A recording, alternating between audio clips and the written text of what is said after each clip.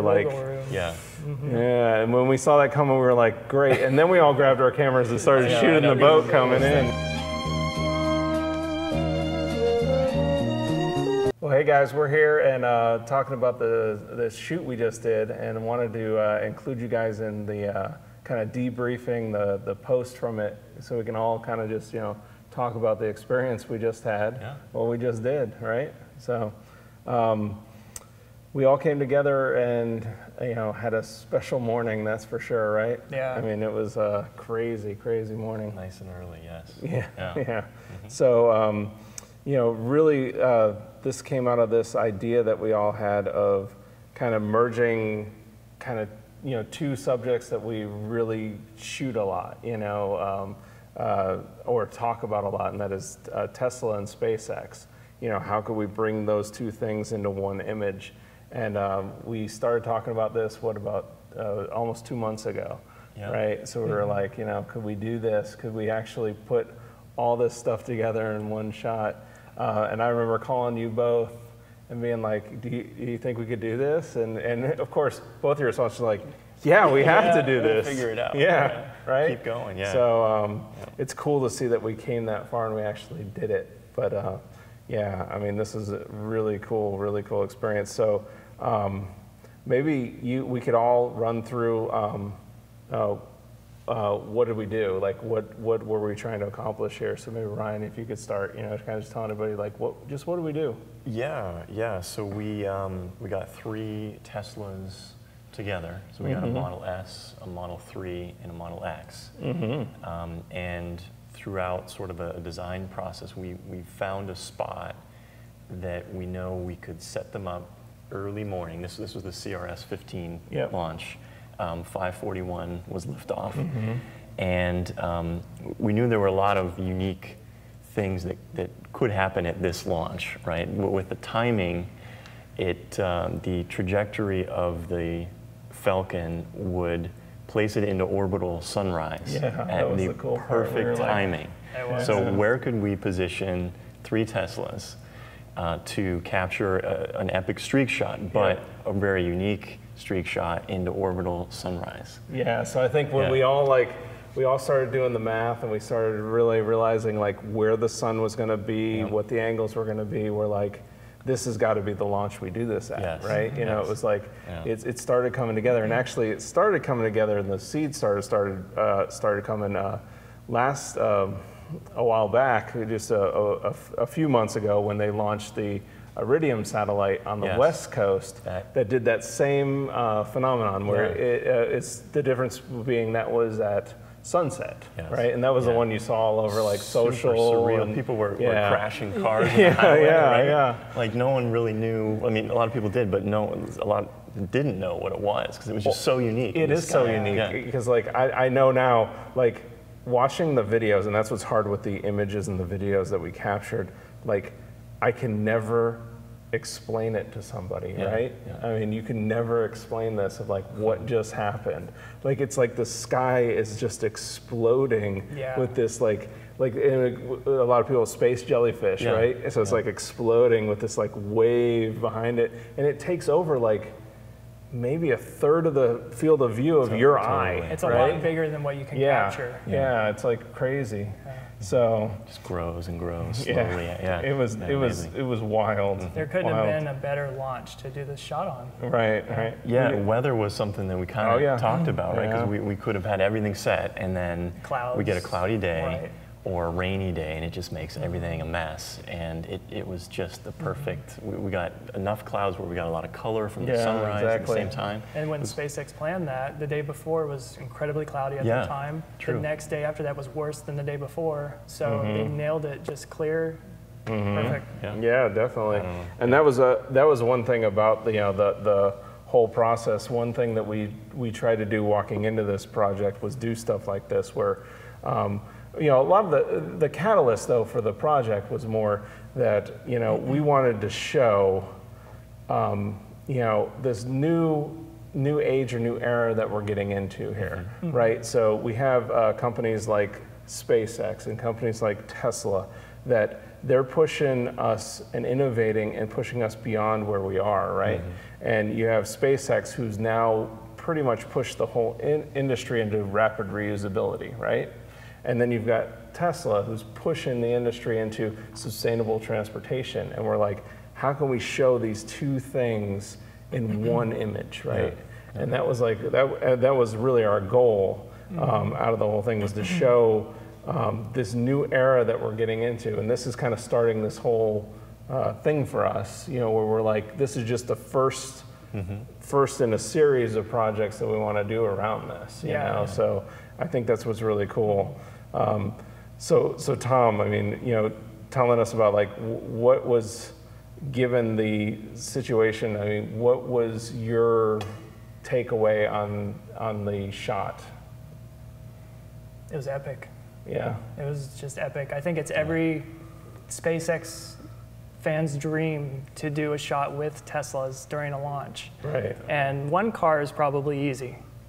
2 cars a little more difficult, but getting 3 cars, same location, layout like we did, studio lighting like we did during the launch, and exposing all of that properly and putting it all together like we did.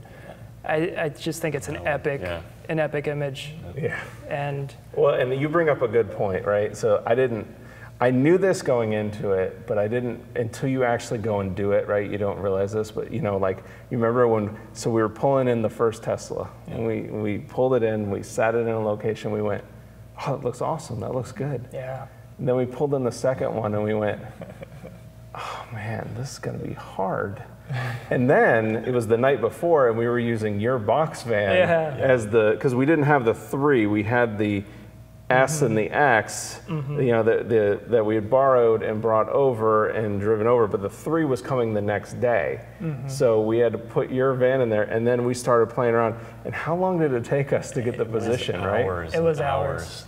3 to 4. But it went so quickly, though. Yes, yes. You know, it's like, wow, sunrise is happening, and we started at 3 a.m. Yeah. You know, and just so we ran a whole test run the night before, yeah. So, I mean, and that's where one of the things that you did, Ryan, was kind of documenting the whole process, right? I did, yeah. Just as much as I could with video, time lapse, just running around filming the work you guys are doing, and trying to get pieces to have later when we wanted to construct sort of a behind the scenes view. At the same time coming in and going, you know, we'd all 3 meet and go, well, we need to move the car over a little bit this way, the tripod a little bit this way, we need to tilt up a little bit more. Like, that was what's cool, I think, about this project. Another part of the project that, you know, I really liked was the collaboration. I mean, that's one thing that we set out to do in the beginning of this project, right? Yeah. Was to collaborate, because we were like, you know, what if we work together on something? Because, you know, I have confidence that we had the skills that we could have done this independently on our own, but doing it together, I think it amplified it. I mean, what do you guys think? I feel like we have the same passion, the same drive, and the same work ethic, and no egos. If we wanted to try something with a layout of a car, we didn't say it was cheesy before we did it. We tried it. We took the time to get it right. We tried it. We had to see what it looked like, and then we made the changes. And there was times when we all like failed, right? We were like, hey, what if we moved the car this way? And then we pulled it in, and we were like, no, that didn't work. Don't do that. So, yeah, I mean, it was really cool. So one of the things, you know, that happened in the shot, like we were talking about, is, you know, we had the certain things beyond our control that worked out, like the lighting, but there was also certain things that were beyond our control that we had to kind of plan for, as far as, like, even down to, remember the conversation around the port schedule, right? So what happened there, right? Yeah, so you know, Port Canaveral, you've got several cruise lines that operate in about that time. There's that window between like 4:30 and 6 o'clock that they all seem to come in and out of. So because they're so tall, there was actually a chance that during those few critical seconds, a cruise, you know, ship would come in and we might lose the shot, or I mean, it would be epic in a different way, but we would lose what we were originally planning, right? Yeah. So yeah, we were checking the cruise schedule, and you know, there's variability there, so we weren't 100% sure, even though we were sort Yeah, of in even the clear. though they like published them. Yes. They weren't, you know, we didn't know, is this exact? Is this, Right. you know, and then we had went the night before, and one came by the night before, and it came by like 30 minutes earlier than had been scheduled, And so we were then like, we ugh. did a practice shoot with that to see what would happen when a launch took off with a cruise ship, and it ruined the image. Yeah, it was just like big streak right Wow. across. It is Yeah. so beautiful, Yeah. and I got some cool video of it, of you guys in there too. But just having the lights of the cruise ship in the background and you in front of the Model X, and it's just the coolest thing Well, ever. because those cruise ships are huge, Yeah, right? And you yeah. don't realize how huge they are until they go that close to you. Right. And they're going at a clip, right? So that was like, so the day of, we started seeing off in the distance that glow, and it was the Disney ship pulling in, right? And we're like, oh. But then we looked at our watch and we went, oh, this is perfect. This is gonna, that was the one we were most concerned about. That came in scheduled at 5:30, launch was at 5:41, so we were like, Yeah. yeah, and when we saw that coming, we were like, great. And then we all grabbed our cameras and started shooting the boat coming in. Yeah, you got a cool shot. Yeah, that was With the boat cool. behind the Teslas. Yeah, so there was a bigger story, like we touched on before. What were you trying to communicate with this image, Tom? I wanted to bridge Tesla and SpaceX because I think a lot of SpaceX fans are aware of Tesla and want to own a Tesla to be part of that. And I don't think that there are many Tesla owners who are aware of SpaceX because Tesla's all over the country. SpaceX is on 2 coasts. So I think that bridging that was what I wanted to do and show that, you know, it's incredible that Elon's doing both of these. I know, at the same time, right? 2 companies under 1 man and incredible teams and bridging that. He's really pushing the future of where it's going to go. And I wanted to bring those 2 together. That was epic for me to do. Right, and I think we share that. I mean, what is your take on the image? And to play on that, there's a lot of cynicism out there, and you know, still today, it was a great opportunity to show people, you know, really important, incredible things are actually happening in the physical world. You know, like you might read some articles or something like that, but you're still kind of disconnected from the actual scale of what's going on. Here are huge challenges, right? Space travel, sustainable energy, and like there are physical things that a bunch of people have come together to create, and they actually did it, and it's here, and it's together. And that kind of gives me goosebumps. Yeah, you know? me too. It's just amazing to see, and it's like a giant anti-cynicism machine. You know what I mean? Right. Like, and creativity plays a big part in that, and some of the stuff that we've talked about doing in the future, and is how can we sort of show things in a really unique way, and sort of nudge people out of maybe a filter bubble that they're in, just enough to start to like open their mind a little bit more. Awakening to what's going on, right? That's you know, I think that's you actually posted a video the other day about this, and that concept of awakening, and that was a big thing out of this for me, was that, you know, like we talked about with this project, you know, really we called the images that, you know, the series Dawn of a New Era, and I think for me that kind of summed up what is going on right now, in that we've all grown up with Tesla and SpaceX being a company, right? And we've seen the level of cynicism, the level of negativity, the level of just questioning everything they're doing. Like, this isn't gonna work. They're never gonna build cars fast enough. They're never gonna land a rocket. I mean, I remember years ago being like, this cannot be done. We cannot do this. You know, just even recently, you know, with Tesla, it's like, you know, the conversation around like this, you know, there's no way they're gonna build 5,000 cars a week. They just hit 7, you know? So, I mean, it's just been constantly, so I really do feel like we are entering that new era, that we're like, finally, I feel like people can start seeing that the sun's rising on this and you cannot stop it. Like you cannot stop and put this down any longer. Things like Tesla, things like SpaceX, things that are pushing that envelope of innovation, the sun will rise. And you can either be part of the new day or you can be the naysayer. And I think that's really out of this image, like what I like kind of bleeds out of it to me is, you know, a lot of, and I know we all share the same about this. One of the things that we were talking about it, so we had a lot of discussions about the frame and how we line up the cars, where the streak would come from. So maybe we could talk about that. Sensors were important. The lenses we used were important. So, I mean, for people, I mean, like you talk about sensors and lenses, what was important? You know? The full frame for the field of view that we needed, that was required. The lens. Because we had 3 cars, and that was, like we talked about in the beginning, that was very challenging because you had 3 big, I mean, full-size cars, you know? Right, and also you didn't want too much distortion on the edges, but you wanted to get close to the car so they filled the frame and the third of the frame, and then have enough room still for the launch up at the top. So that was fundamental to have a full frame with a, 11 millimeter? Yeah, well, we did about, I think we ended up right between 14 and 16 millimeters on a full frame. Is where we ended up being. For crop sensors. But we had, smaller. Yeah, well, we had a little bit more play on the lower end, but we ended up getting to, I think, I want to say 14, 15. Yeah, there would be too much distortion otherwise. So that was important.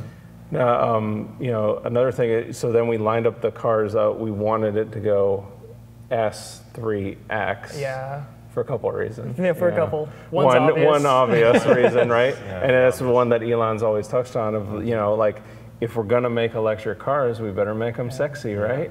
You know, so I mean, that's a big part of it. But then also wanting the streak to leave the S because it was the first mass market car. It sure was. That's what launched Tesla into the mass markets. And then we wanted, again, the X on the other side. We actually intentionally put open the wings. Why did we do that? Yeah, well, to highlight that it's the Model X, but it just created a really beautiful silhouette in all the images and all the video, and it was and it looks so like it's almost gorgeous. like taking flight, and that was a big thing of like taking flight, and we knew that was going to be where the sun was rising, so it was almost like the X looked like it was taking flight from the sun coming up. The rocket was in flight at that time. It was stellar. Perfect shot. So that was a big part. Is just all there was intent in the positioning. And the placement of the Model 3, we tried so many different orientations that the 3 worked in the middle, and we hit all those marks with having it in the middle and checked all those boxes off. So. You know, one of the things that I think we wanted to, and I think we touched on this, but, you know, talking about inspiration, that we really want to, you know, work on projects that inspire people, right? And that get people interested and get a wider audience involved in this. Maybe going back to, you know, how did the whole idea start or materialize? You know, we talked about this. We've been doing this. We've been documenting and capturing images, and we will go out off site and we'll go on site and we'll do stuff and, you know, adventure. But I think that one of the things that happened here was, you know, we've done that, but then we started to talk about our passions, right? And I think we've kind of touched on this, but, you know, we all have this passion for, like, we really love this stuff. And we're really inspired by it, and we want to share the beauty of it. Right. It's important to note that we're all press photographers for different organizations. That's a good point. We do have time to linger and speak to each other while we're at the press site in between events, and I think that we've all found each other in a way that we're sharing the same stories, the same highlights, the drive, the passion, and there's really no way to come together at the press site because of all the limitations, but we could take that outside of the press site and come together and bring our separate talents together and do something like this. And Right. it's important to note that Yeah, that's a good point. this was outside of because press activities. Well, yeah, and I think that's a cool. Well, that was one of the things about this is so we were all covering the launches for people, right? Yeah. But one of the things in us covering them is a lot of times our cameras are just sitting out there. They're just on the pad. They're waiting for the launch. I'm waiting to go back to pick them up the next morning. Right. What am I going to do between now and then? And we're like, we're going to do this. Yeah. Like, if we got that time, we might as well do something, you know, that for us, you know. So I think that's, you know, where it kind of came out of. You know, it's just we've got that, you know, that time, and we're like, well, we want to go do something that, you know, will kind of highlight or you know, show people, you know, another side, not just the documenting, not just the, you know, capturing of images, you know. I think Photoshop World was an important turning point too, because we all went to that. We all went to that, and it showed how our work ethic to go every day to it, take those classes, sit in those classes, and I know that some of the classes that we were each in there, but then we split up and we did our own thing, but we ended up coming back to the same fundamental classes, like we all have this synergy between us. Well, and that's a good point to make too, is I think we're all also learners, right? Exactly. So we love to learn and learn again with each other. So I think that was a big part that plays into this, even this image. Like there was stuff that we learned from each other, like, you know, I didn't know how to do this, or you didn't know how to do that, or I didn't know, you know, so we learn from each other and we grow. And that was a big part of the, you know, the experience. And I think that's a good point to make is, we are all learners. And we do have that common bond. Like, you know, we all went to Photoshop World. You know, we all, you know, take classes and do stuff to educate ourselves. And I know we're big on that. And there was no ego during this whatsoever. Yeah. We took each other's idea and we went with it and saw where it led. Yeah, that was important. Yeah, that was very cool. Yeah. So, you know, we did kind of start right after Photoshop World the planning. So we started the planning, a couple months ago. In that planning, we really started with the idea. But from there, we realized quickly that we were going to need to really focus in on a couple things. One is the location. So maybe we could talk to people about how we went through the process of the location. Yeah. So I think we started with just sort of satellite images of the Jetty Park area, because that was a public place that we knew would be close to the pad, open and accessible. And then provide the angles and sort of a natural environment that we were hoping to have the cars in. And then what we did is we, you know, after we got that image, we sort of came together on a couple calls and we marked out a couple spots. I think it was like 3 or 4 spots, right? Yeah. And we just kind of talked about pros and cons of what we thought we'd encounter in each spot. And then we needed, you know, some scouting missions to actually happen.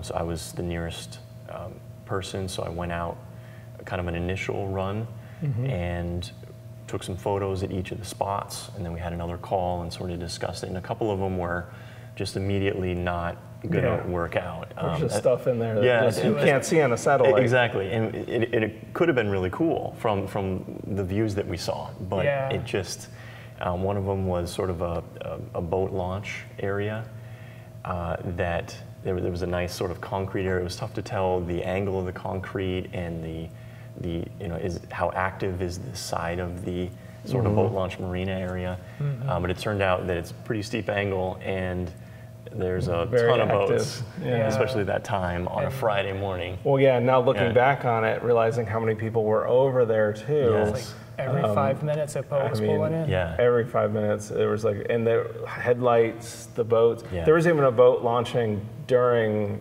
or 2 boats launched during our shots. Yeah. And you can see a couple areas where you get that streak. If we would have been right next to that, it would have just been blown out. It would have been Also, much too difficult. All the orange sodium lighting behind the cars, we would have had you know, lights sticking out of the roof of the car and stuff. Yeah. A lot of reflections. Obstacles in the foreground was another thing. You know, we ended up moving some things around and sort of positioning to avoid certain poles that were there. Oh yeah, we moved a couple waste baskets for the purpose of getting it out of the image, but also to direct people away from our location. So we literally rolled that can up the hill about 50 yards and moved it, and hoping nobody would notice that we moved it, but it worked out perfectly. And then we moved it back. And then we moved it back. We did, yeah. So we were very respectful of the location. Yeah, yeah. So, yeah, and so we settled on that one location. Well, we actually moved over to Jetty Park. We were like locked into Jetty Park, and we were along those the rocks. And then we had 2 locations. We actually had one that was farther down. That I know when you went out, your immediate thing was we thought that was a better location. However, there's a factor that played in, right? Yeah. So I think it's the space, right? There's just not enough room. Well, there was 2 things then. There was the space, and then there was also, when you were there, multiple people. Oh, right? yes. There was way more traffic there. Because it was so close to sort of the main entrance to the beach area, it would just be, we knew it would be a high traffic area with lots of lights. And again, looking back on it now, we it made the right that. decision because like that was one of the most challenging things was to keep people away from the location. Luckily we had help from your family, right? Yeah, well, so to get the cars over, I had to have somebody drive one of the cars over because I couldn't drive both. And I had my mom come over actually and help us. And then the guy who brought us the 3, Sean, he ran crowd control as well. Yeah. So we bought cones. We had cones. Super we had efficient, cones, and we just took up the space we needed. So we knew where we needed to stop, right? So we only took up the space we needed. But you still needed you needed 20, 30 feet on that side of the car. Yeah. But yeah, everybody was very, respectful, and nobody was upset about it or anything like that. A few curious people. Curious, that was really, it was actually great to talk to them. So we met one guy who had parked there when we were laying the cars out, and he parks there. He gets out of his vehicle and he's like, "Hey, am I in your guys' shot?" We're like, "Yes, you are." But it's the day before. So it's like, "I'll be here for lunch, though." Cool, we're like, "Okay, we're gonna work this out." So we did explain to him, and then he moved for the next day because he was like, "That was the spot. That was the spot he always parked in." Yeah. And he had such a cool history with the really Apollo program and space shuttle program, and it was a thrill talking to him. Oh yeah, definitely. He worked on. And that was one of the things that was. I remember he came up after the launch and he went, "I've done tons of these all the way back to Apollo." He's like, "This was the coolest launch I've ever seen." Yeah, he's never seen anything like that. And that's where I was like, "This was special. Something happened here." Yeah. Oh yeah. Of course, we were all feeling that when it was going on. But so, we touched on. So, with this, we had planned out the timing of it, right? So we had it down to, we were starting, so we actually did a dry run the night before. So, which I'm really glad we did. I think we're all glad we did, right? Super helpful. And just really just took our same time schedule and kind of knew how much time we'd have, what the light would be at certain times. Because we were going to do a technique with the car where we're going to light paint it. And that's something that none of us had really ever done on the scale before, right? I've done little stuff, and I know we've done little things, but nothing like this. But 3 cars, it's like we went off the deep end, right? So we come the night before. We spent a lot of time setting up those cars.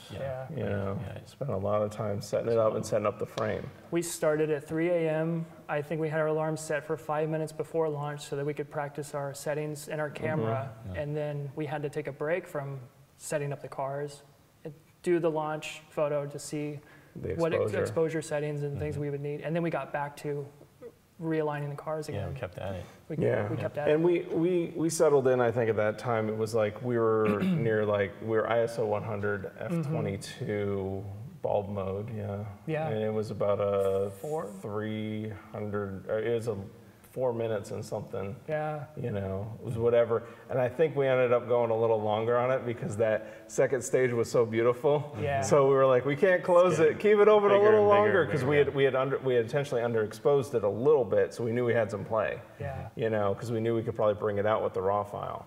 So it ended up working out, right? So we left it open about 20, 30 seconds longer because it just kept on growing, and we're like, we can't we can't close it off yet. So, and there's always that moment when you see how high it is in the sky, and you're thinking, man, did I set my camera up high enough to capture that arc? Yeah. Like you're almost looking straight up, and we did. And when the final photo flashes on the screen, you're just like, what? Nailed it. Surreal, yeah, it's surreal. Well, I remember, and you captured some of it during the launch and the behind the scenes. Like, I remember all of us we were all in awe of it. Yeah, you know, I mean, like just like came raw out, emotion just flowing. There's no filter. There's no. You're really not even thinking about what the sounds you're making and the words you're saying, and it was like that with a lot of people in the crowd too. So we caught audio of the people who were watching us in the launch.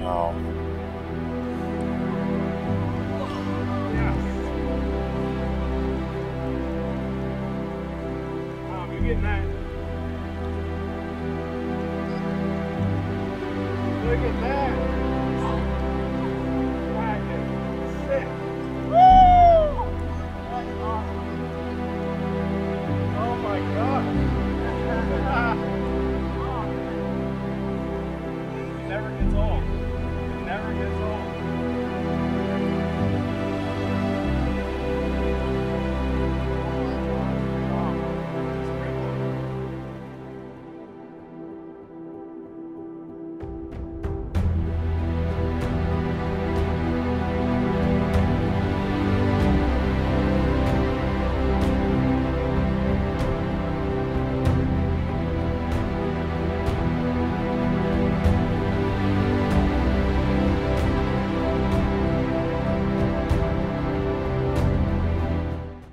Nearby, and it really adds to the moment is hearing our reactions and children and people just gasping. There was a whole family there. He said they drove so far to come see this. So great. It was such a cool thing to see and hear, and I'm so glad we captured some of it. And one person was like, I think they were actually talking about you because you had the best commentary during the launch. It was unfiltered, like you said. It's just like you just feel it, and you're like, you don't even really know. But they had pulled me over to the side, and they're like, whatever image you captured on your camera, we want to see because you have the passion in your voice. And I was like, I think it's Erik, but I'll show you mine.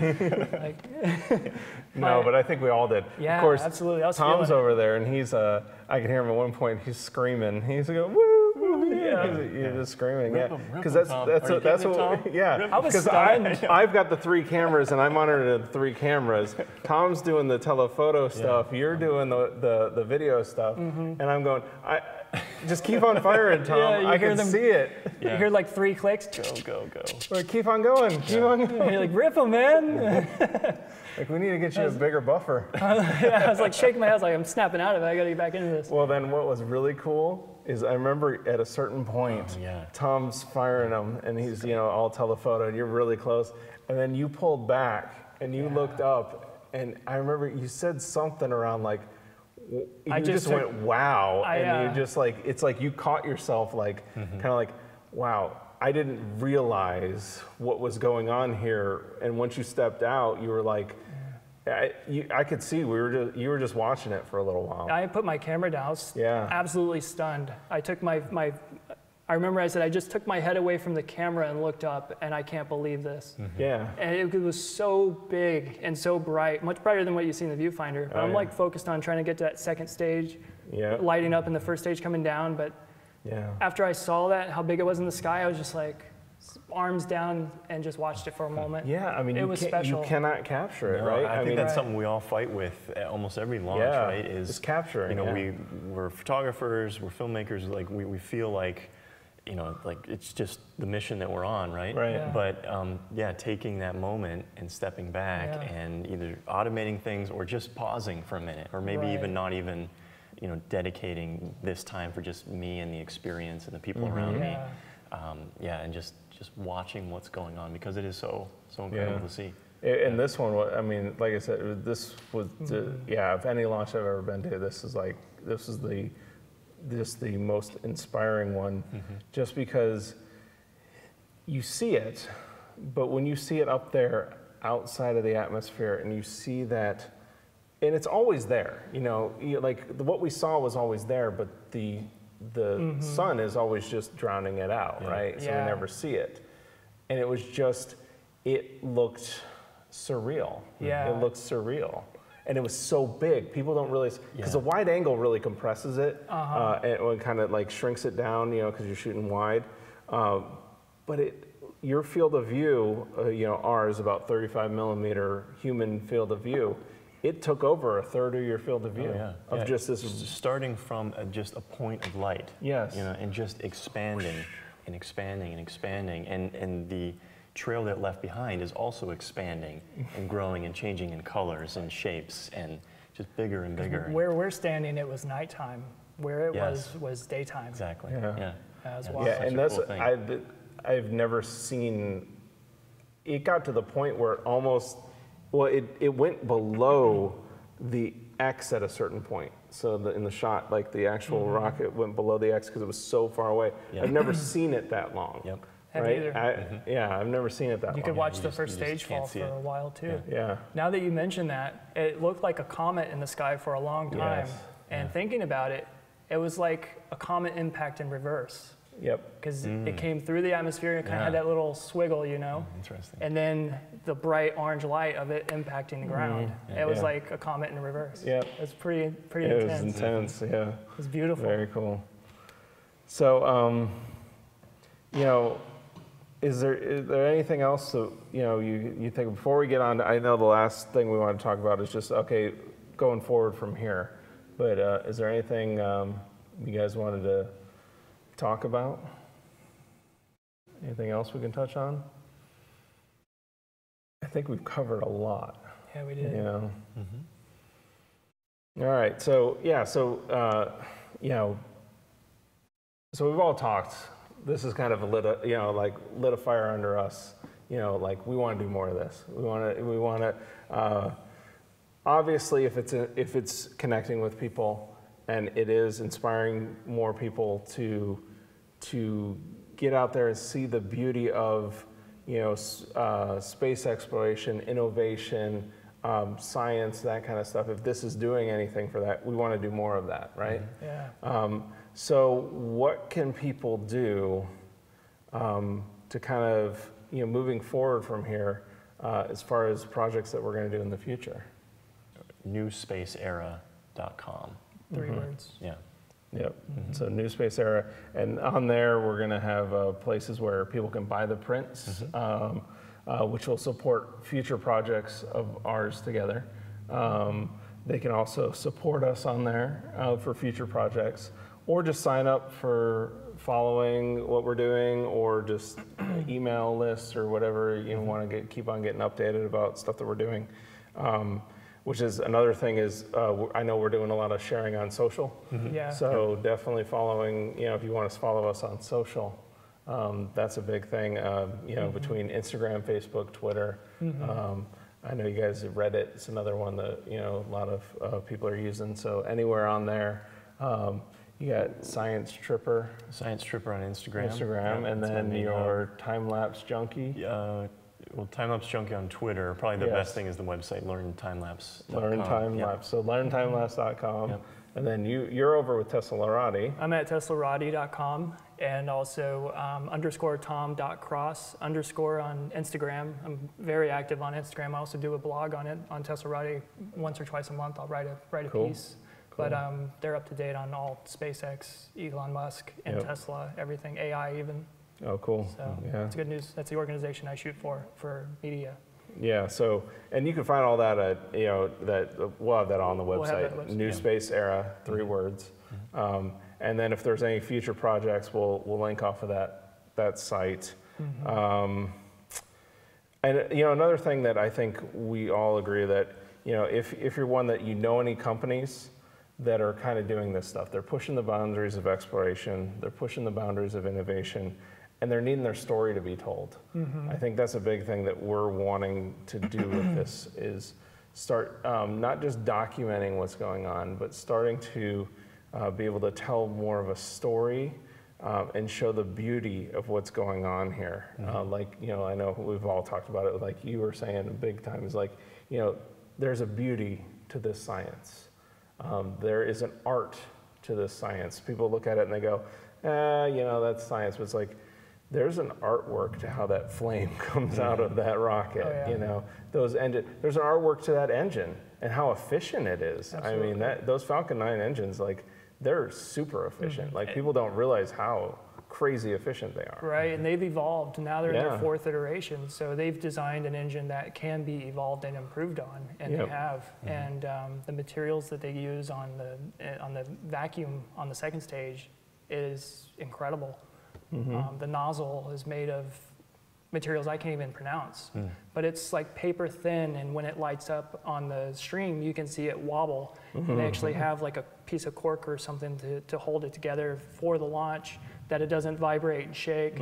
And I remember even reading a story in the book called The Space Barons, where they had to send an engineer over to literally trim the nozzle around because there was a crack in it on one of their first launches, and it would have prevented them from launching.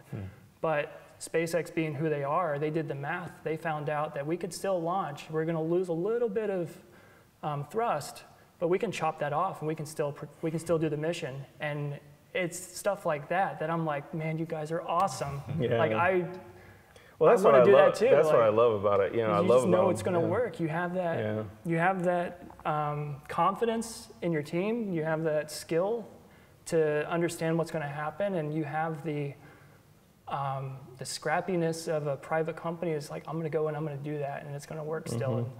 And not a lot of people are that. Well, yeah, there's a couple that confident in themselves that I totally love. And one is, and I think it revolves around the philosophies of the companies, right? One of them is they're not afraid to fail, right. And I think that's one thing that a lot of us are afraid of failure, right? But failure a lot of times leads to innovation, right? Leads to fixing the problem. You have to fail sometimes. So even in our thing, I mean, there's times when we didn't do it right and failed, and then we then learn from that. Like we've talked about. I mean, we have to work on did I tape my focus? Did I set my camera settings right? Did I remember to wipe the lens clean after I went out there? Right. But then from those failures, you learn.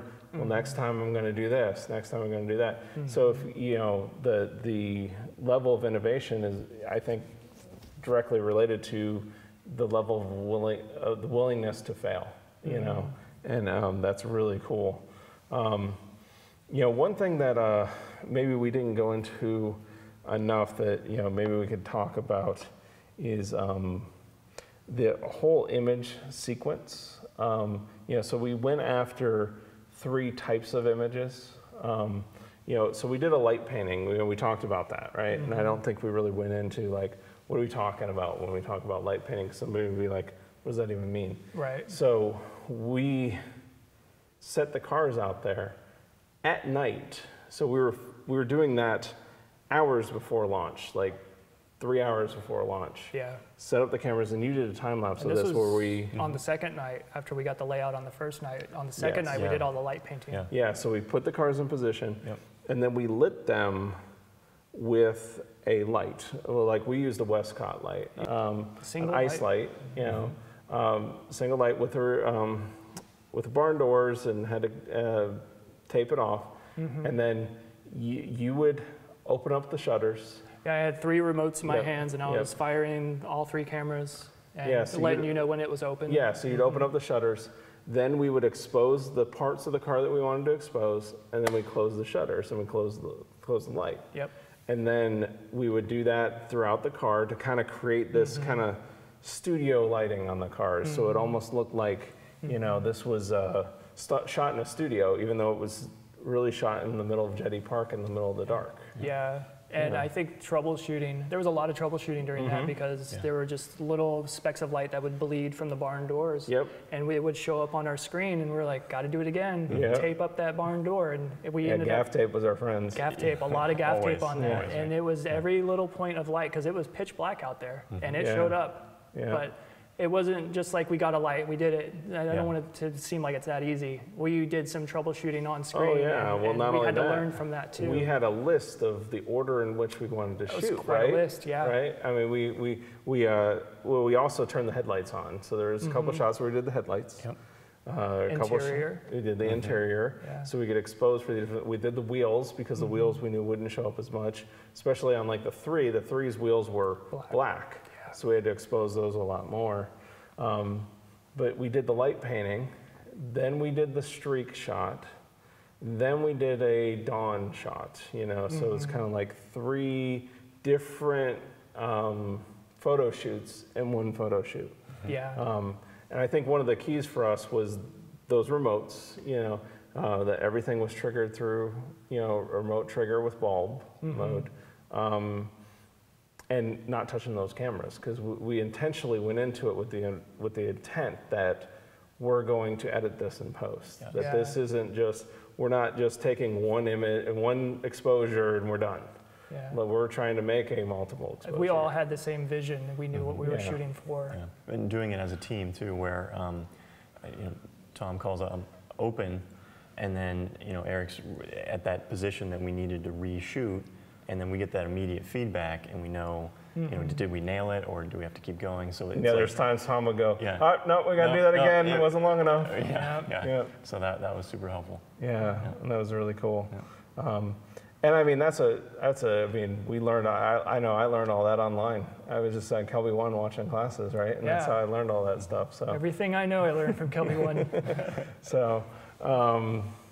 So yeah, I mean, that was a really cool part, and that I just wanted to talk about, because I know that part, you know, going back at, you know, the things that we were talking about, that part with the light painting can seem like, well, what do you mean by that? But that's really one of the funnest things to do with photography too, is a long exposure light painting. Yeah. You can take a laser and write on the wall with it. And see cool it. effects. So to use it the way we did.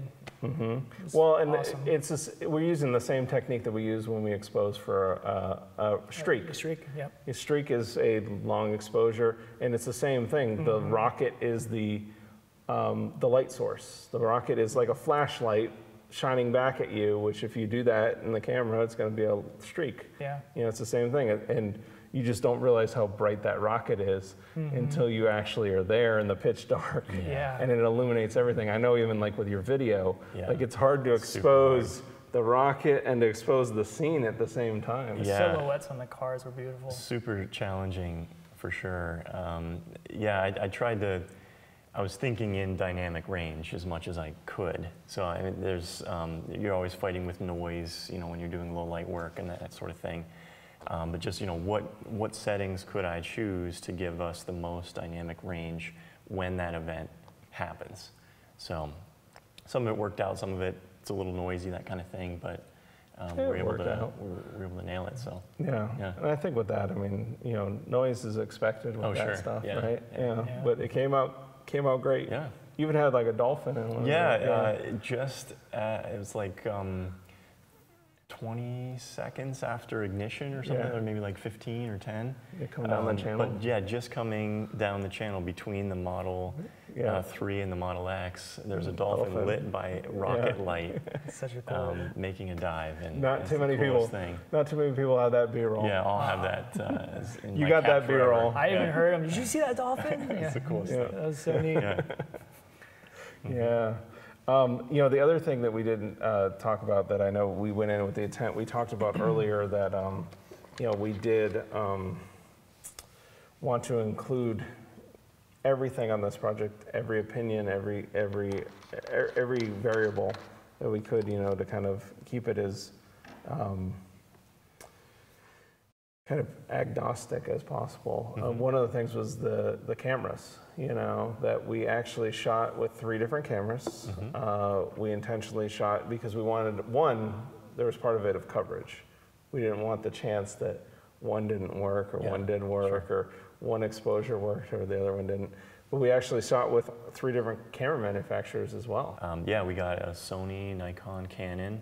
Well, and especially also going, you know, that of it really, the image is not created because you shoot with one camera or the other. You know, the image is created because of what you put into the image. The camera is just a tool, right? And I think that was a big thing out of this that we wanted to, you know, make sure people knew, was that the camera is just a tool. And I mean, I love this quote by Elon. I kind of want to close out with that of, you know, Elon said once that, you know, the value of beauty and inspiration is very much underrated, no question. And I think that one of the things that we miss sometimes is the beauty of what's going on around us, right?